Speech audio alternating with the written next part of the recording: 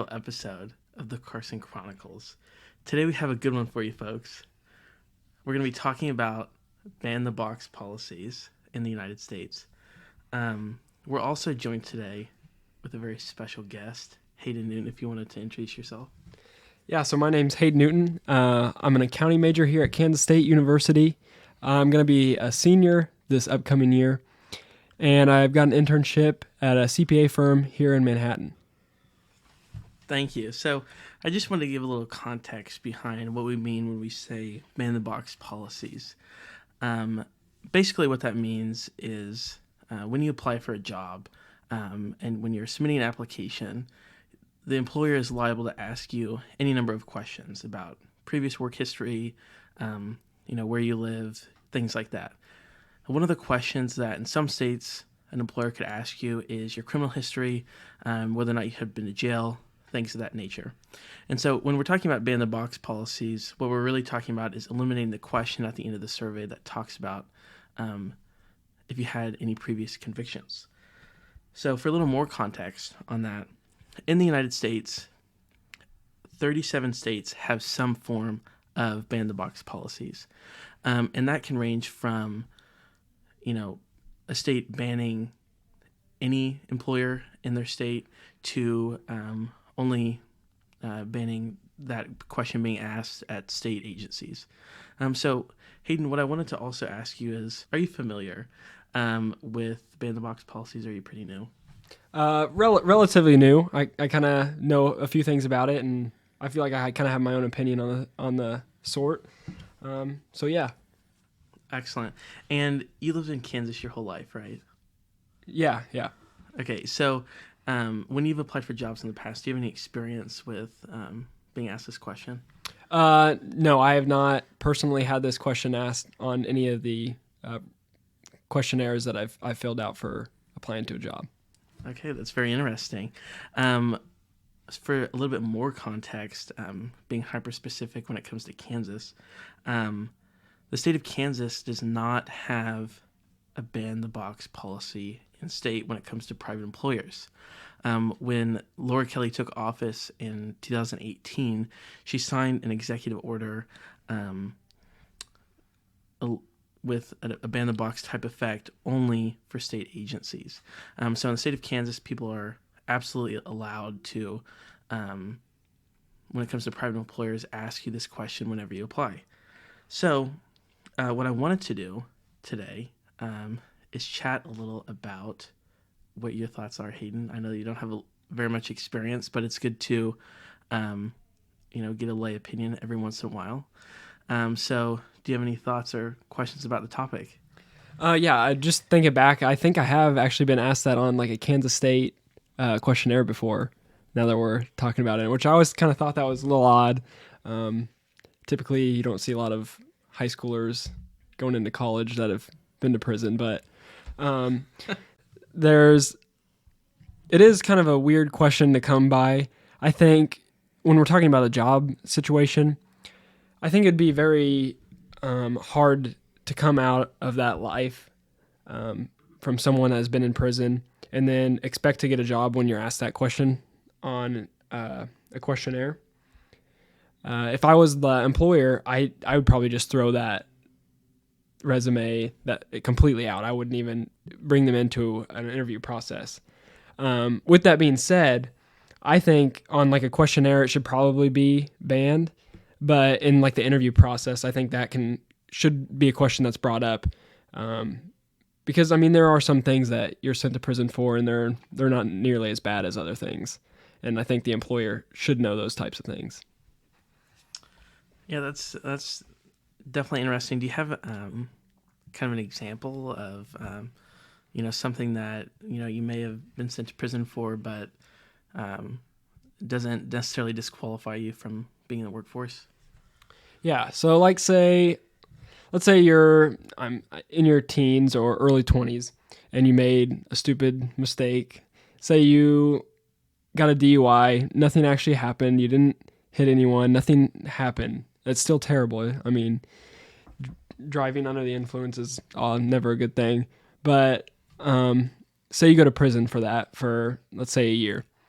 you get out of that and you're in your 30s and you still have to question that box with, yes, you have been sent to prison, you've been sent to jail. And then your employer brings that up every single time, even though it's 10 years later, you're a completely different person. I still think that would be hard to get an interview with a company when you're checking that box, even for something that happened 10 years ago. Yeah, no, I happen to agree. I think that, kind of the fundamental question that you have to ask when we're talking about these policies is fairness and equity. When somebody's sentenced to serve a prison term, when they're, when they're, incarcerated, the punishment should be what was prescribed by the court and the judge. And I think the question that we're asking here is, when you get out of prison, have you done your time, and can you, re-enter society? Is that what you think? I think in most cases, it would depend on like exactly what the crime is. I mean, if you're embezzling money and you're a finance person, like say you're a stockbroker or someone that's dealing with someone's money individually and you were embezzling that money, I don't think you should necessarily be able to go back into the finance realm. Just because, I mean, that's, if someone finds out that the firm that you're with, the company you're with, their reputation is going to be damaged just from finding out that they have someone that has embezzled money before. But I don't think that should mean that you should never be able to get a job at a different type of firm or something like that has nothing to do with the crime that you committed. Yeah, I find this to be pretty interesting topic. For a little bit more context here, the first state to implement or pass a ban the box type policy was the state of Hawaii in 1998. Hayden, what do you think it says about the U.S. that 37 of the 50 states have implemented some kind of policy like this? I think it's definitely something that the people are wanting. If it's 37 out of 50 states, that's well over a majority. And I'm guessing within the next 20 years, it's going to be 50 out of 50 states where the country's kind of headed in that direction where they're kind of helping these people out that have had these misfortunate way of starts of their life, and especially the people that are turning things around and figuring things out. This is going to benefit them a lot, and I think that's good as a whole.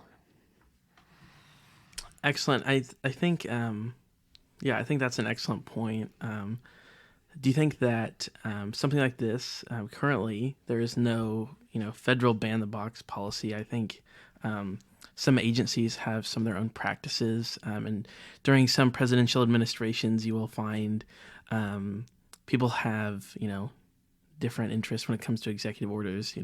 We know how politics works, but do you think that something like this should be passed federally or best left to the states? I don't necessarily know if it should be passed federally, just because I think it's going to go that direction either way. I think the federal government could speed up the process. I don't know either way. I think it's going to get there either way. So I guess that's what I have to say on that.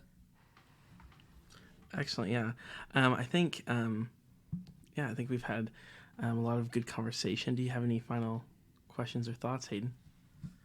Yeah. So what are your exact thoughts? I mean, we haven't heard much from you. You were asking me a lot of the questions.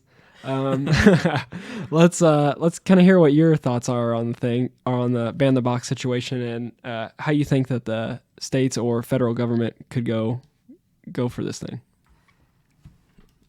Well, what a question. I think certainly I'm in favor of a ban the box type policy. I think it's really just a fundamental fairness question. I think that when maybe there are some exceptions to the rule, but when somebody finishes their time in prison, they've fulfilled their debt to society. So I think that once they've left, they should be able to seek employment. I think that is one of the biggest causes of recidivism in the United States, is the fact that people leave prison. It's not easy to get a job. It's not easy to find housing without a job. And so it's just a vicious cycle. And I think that, I saw a statistic a couple years ago that 25% of the world's incarcerated peoples are incarcerated here in the United States. And I think that's pretty concerning. So I think that if, people really are interested in fixing the recidivism problem that we have in the United States, I think that the best way to do that is, implement policies like ban the box. I also find it surprising that, of the 37 states in the U.S. that have some form of ban the box policy, Kansas is, amongst the bottom third. They don't have anything legislated. We do have, like I mentioned earlier, we do have a policy that Laura Kelly implemented via executive order in 2018, but that can certainly go away with the new administration. So I'm definitely surprised that the state of Kansas doesn't have anything like that. I think that's not very. There's no progress being implemented. I'd certainly wish there would be. Great. So if you were to guess, looking into the future here, how long do you think before all 50 states come to this conclusion, or will the federal government take over? Well, I'm just gonna take my crystal ball from under the desk here. It's hard to say. I think that, some states have some different philosophical beliefs. Just like 2/3 of the country has passed some form of Medicaid expansion, and Kansas is still ranks in the bottom third when it comes to that. So I don't think we will see anytime soon all 50 states independently doing anything about it, just because every state is different. And I also don't think that this is a super mainstream topic. People aren't, talking about this everywhere. Certainly some people are, but it's not super in the know. And I've not heard any federal representative talk about this to my knowledge, at least in a serious context. So I would be surprised if with any sort of recent expectation to have all 50 states of the federal government pass this policy. Great. I like your outlook on that. I think, I would probably agree with that. I think we will get there at some point, just as these new generations are able to vote, and it's kind of moving that direction. But I don't think it's going to be in a 2-year thing. It's going to be, like 20 years off. So. Yeah, no, I absolutely agree. I think it's going to be quite a long time before we see some major progress on this. But I guess I'll pose the question again. Any final thoughts or questions on the topic? Yeah, no, I think that's it. Thanks for having me on. Yeah, anytime. Once again, everyone listening out there, thank you for joining in on the first episode of Carson's Chronicles, and hopefully we can do another one. Thank you.